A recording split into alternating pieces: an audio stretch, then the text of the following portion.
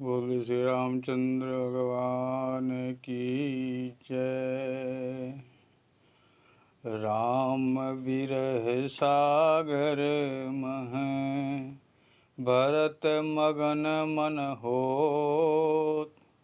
विप्ररूप धरि पवन सुत आई गयउ जनुपोत।